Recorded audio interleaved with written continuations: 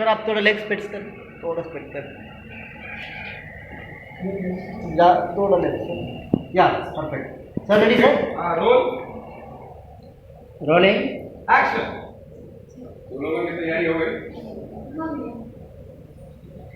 देखा तारा जीत की वजह से तारा के शहर में पढ़े थे, तारा फोकस पढ़ाई पर होना चाहिए। इससे प्यार वाले में विश्वास नहीं ये तरह के कोनो कंप्लेंट आ रही है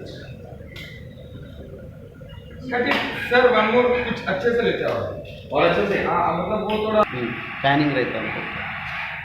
okay rolling please. Rolling sir. Roll, rolling ना, रोलिंग। एक्शन। तुम लोगों की तैयारी हो गई? देखा तारा जीत की वजह से तारा के शहर में पढ़े थे, तारा फोकस सिर्फ पढ़ाई पर होना चाहिए। इससे प्यार वाले में विश्वास नहीं ये तरह की कोनो कंप्लेंट आ रही है। अगर तू भी लोगों के साथ है तो कौन सही रहने वाली है ना? हाँ भैया, नित्या नाम है उसका। ठीक है भैया यार। नाना भैया वो एकदम नीट एंड क्लीन भैया, बस अपन पढ़ाई से मतलब रखिए।